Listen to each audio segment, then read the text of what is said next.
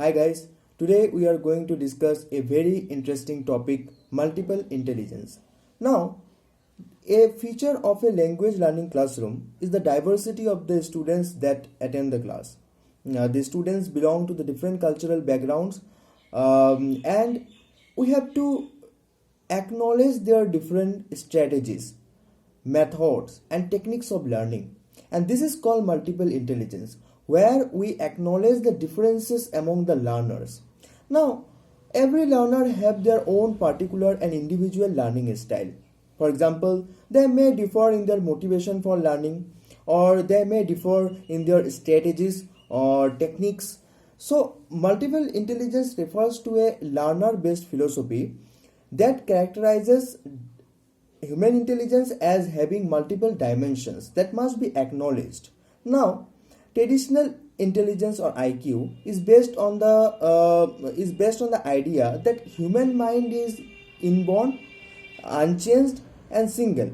But multiple intelligence totally defies this theory, and the main proponent of this theory is Howard Wardner, and he said that human mind have different shades, and the traditional IQ is based only on the idea of reason and language, but human mind have all other faculties also, and we have to accept the various kinds of activities and the various strategies and techniques that particular student prefer while learning, because it is not something that everyone will accept only one technique, and so here the learner differs from one another, and that is called multiple intelligence. Now he point out a list of multiple intelligence. He says that linguistic.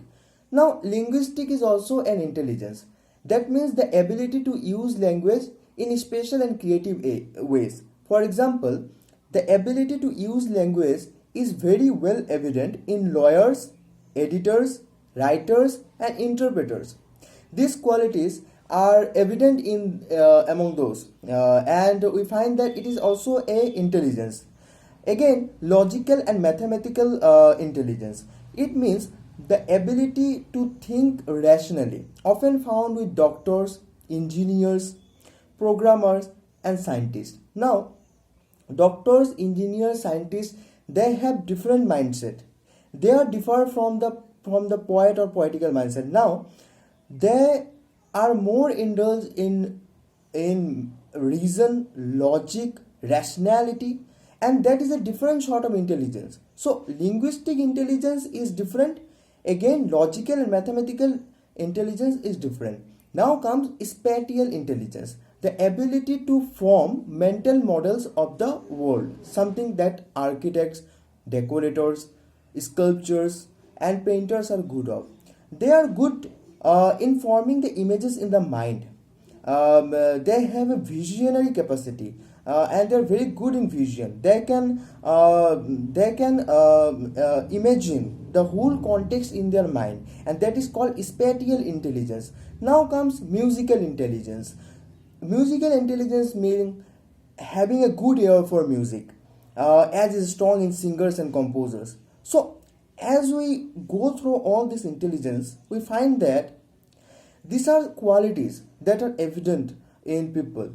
Now, who is expert in linguistic? It is not necessary that he will also be expert in mathematics or spatial or music. So each and every individual possesses certain own talent and individual talent, which we will say, and it is called multiple intelligence. That intelligence is not only one kind or is not only one.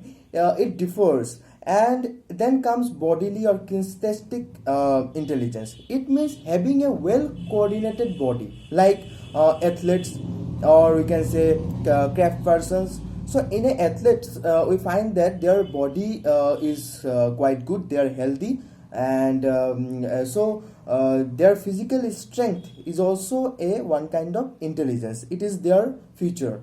Now comes interpersonal intelligence. Now, the interpersonal intelligence means the ability to be able to work well with people, which is strong in salesmen, politicians, and teachers. Now, this means the ability to work in a group where we will where we'll establish relationship with others, and it is very well evident in politicians. They know how to use language and influence others. It is also very beautifully reflected in teachers knows how to maintain a class of 70 or 80 students. So this means interpersonal intelligence, where a man is aware how to influence others. Now comes intrapersonal intelligence.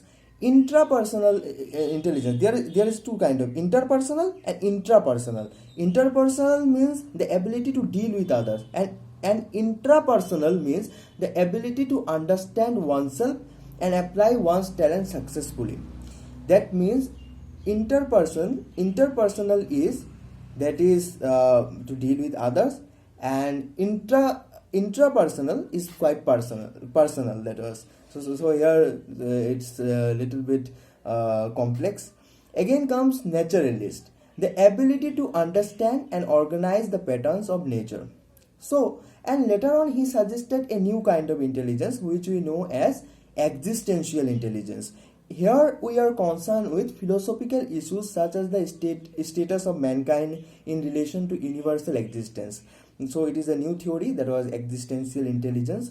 Now, as we all know, how we can develop all this intelligence. So in order to do this, for example, we want to expert in linguistic intelligence. So we have to organize word building games, lectures, storytelling, debates. And on the other hand, if we want to be expert in logical intelligence, then we have to solve the puzzles, logic problems, and calculations. Spatial intelligence, we have to be very much aware of charts, diagrams, maps, videos, slides. Now bodily kinesthetic, here we have to pay focus on exercise, field trips. In music, we have to practice the music like jazz music, or you can say chorus group. So in this way, these intelligences can be developed. So the human mind differs, and each and every individual possesses certain talents. So this is all about today. Thank you so much.